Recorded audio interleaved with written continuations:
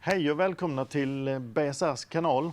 Jag tänkte visa er vårt nya projekt, en BMW 530e. 2022 års modell. Riktigt häftig bil faktiskt. Inte från början kanske, men den blir riktigt tuff sen med ett steg 1 eller steg 1 plus. Så vi kollar lite grann hur den ser ut.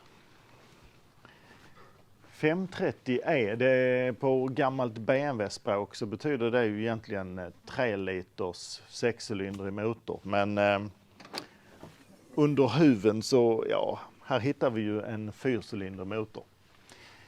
Kanske inte så kul, men den blir riktigt trevlig faktiskt med en riktig optimering. Riktigt kul. Man saknar faktiskt inte sexan alls, utan den känns som en sexa och den går som en V8 efter en optimering. Om man kollar lite grann på den så, ja, det saknas ju några cylindrar här. Här ser man lite högspänningskablar som ligger här borta. De orangea, det är till elmotorn. Och elmotorn den sitter precis mellan växellådan och motorn. Där man normalt sett hittar konvertorn då. Det är en 8 HP-låda. 8 HP 75. Och den tåler över 1000 Newtonmeter den här växellådan. Otroligt kraftig. Regleringen till elmotorn sitter här borta. På BMW-språk så kallar man den styrenheten för EME. Och för förbränningsmotorn så finns styrenheten här och då heter den DME. Ett sätt att identifiera den här B48 B20A-motorn. Vissa versioner så heter den här B48 B20B. Och där verkar det som man har blandat lite fram och tillbaka, men i den här 530e-karossen, alltså G30-31-karossen, så heter den B48 B20A. Och då har den en intercooler som är inbyggd i insugningsröret. Och sen har den en kylare framme i fronten. Och den har ett separat vattensystem. Så därför så finns det 2 stycken expansionskärl. Den är till motorn, förbränningsmotorn, och även till den elektriska motorn. Och den är till själva intercoolersystemet då. Så den är viktigt att säga till så att det finns vätska i båda här. Men den ska bli riktigt kul att se vad den presterar, den här bilen. Både el och förbränningsmotor, det kan ju inte bli fel.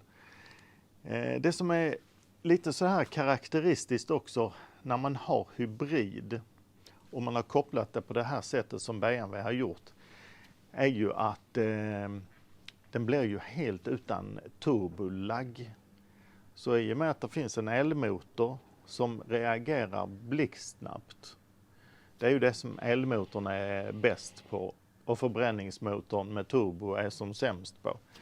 Så när man kombinerar de 2 sakerna så blir det ju väldigt snabb reaktion och man får ett jämnt fint vridmoment långt nere i varvtalet. Och sen den här turbomotorn levererar ju mycket effekt på höga varv. Så vi ska kolla lite närmare på hur det här utvecklingsarbetet har gått till. Ja, nu har vi lagt upp effekt- och vridmomentsdiagrammet här. Vi har ju kört hur många gånger som helst i bromsbänken för att testa oss fram vad som är absolut roligast. Om man tittar på originalet då, som här är det den lila kurvan. Och man uppger ju 292 hästkrafter. Men den lämnar betydligt mycket mer. Så att den lämnar 306. 306 hästkrafter här borta. Och det är ju bara kul att de levererar mer än vad de uppger. Och vi har en väldigt platt vridmomentskurva också. Helt platt. Det sjunker lite grann där på slutet. Men den lämnar faktiskt 448 Newtonmeter original. Och det är intressant. Och sen tittar vi på steg 1. Och det är den mörkblåa eller blåa kurvan här. Och det är 362 hästkrafter. Mycket fin kurva. Känns underbar att köra när den blir på det här sättet då. En jättestor skillnad här nere. Så det drar ju iväg redan ifrån botten, så är det en stor skillnad. Så, och vridmomentet på den blir ju då, den ligger ju precis där på 650 Newtonmeter. Så 362 hästkrafter och 650 Newtonmeter med vårt vanliga steg 1 som det blir då. Och sen gjorde vi ju naturligtvis ett steg 1 plus som levererar lite extra. Alla vill ju ha lite extra. Och den lämnar då 426 hästkrafter här borta. Och ni ser, den ligger jämnt och fint här uppe. Dippar ingenting. Så, och där kommer vi då till, ska vi se, vid 3000 varv pikar vi 700 Newtonmeter. Ja, vi är ju nästan där redan vid 2000 varv och längre ner då. Så den pinnar ju på riktigt bra. Alltså den ska bli riktigt kul att köra den här ute på väg. Det är en enorm skillnad i vridmoment och effekt. Detta här, om man säger vridmomentet, det är det som man känner i ryggen. Och effekten, det är det som får det till att fara iväg så fort då. Så detta här kommer att bli en riktigt kul bil att köra, verkligen. Vi kollar lite grann på hur det ser ut med lite data. Här har vi en logg från en körning med vårt steg 1 plus. Och ja, vad kan vi säga här? Här har vi varvtalet. Så det är varvtalet som det blir i bromsbänken. Bara så att man kan relatera varvtalet till de andra kurvorna. Och då kan vi ju titta på till exempel lambdavärdet. Då har vi ett lambdavärde som den ligger på lambda 1. Ända upp till här någonstans. Och då viker det och så går det neråt och så kör vi 0,8 i princip hela vägen ända ut.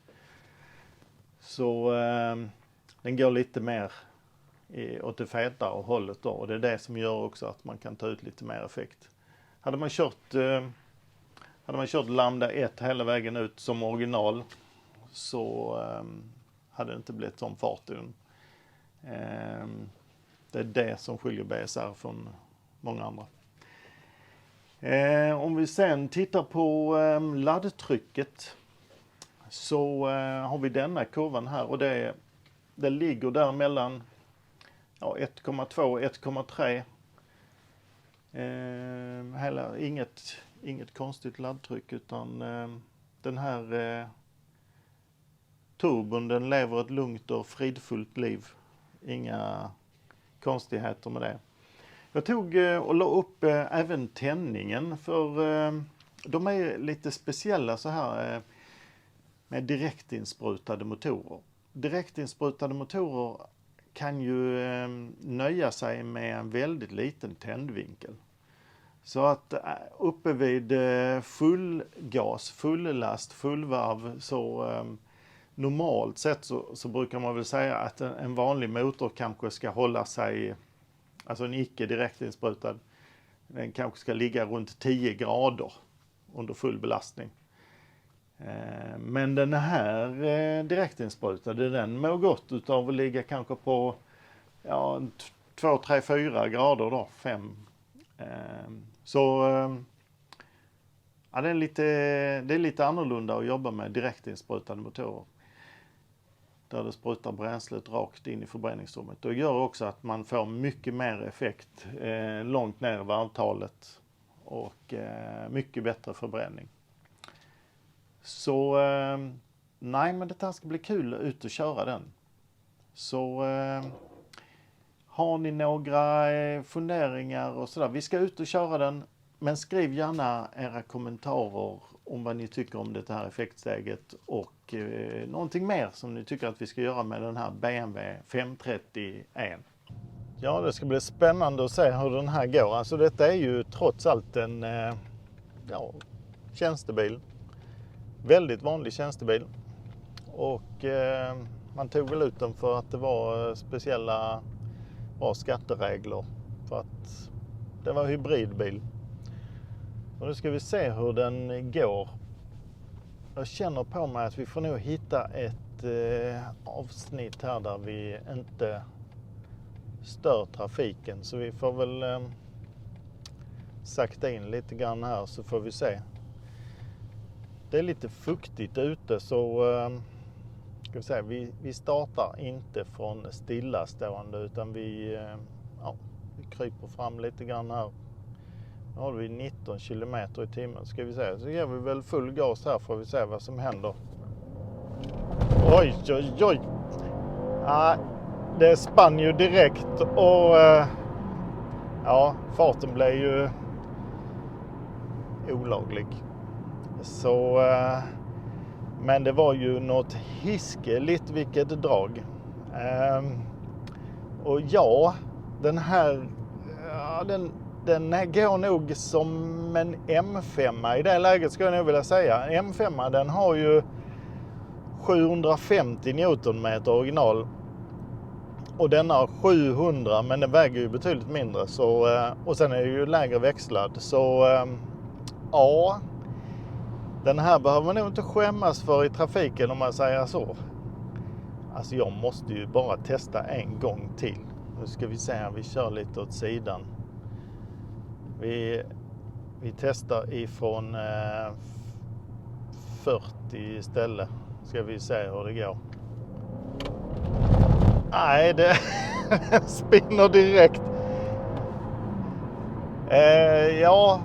Det var ju en upplevelse. Nu ska vi se här.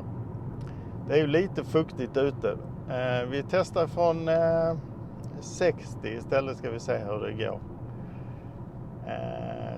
60 km i timmen ska vi se om han drar loss då eller han klarar sig. Där var precis han klarade. När han lägger i tvåan så är det precis att den drog loss lite grann. Ja, den här går ju som en raket alltså. Den saken är klar. Ska ni göra något kul så ska ni trimma er 530 om man säger så. Kommentera gärna det här inlägget om ni kan, för det gillar vi. Vi läser allt. Och missa inte prenumerera. Alltså vem vet, vi kanske gör det här med en 330 nästa gång. Ha det gott!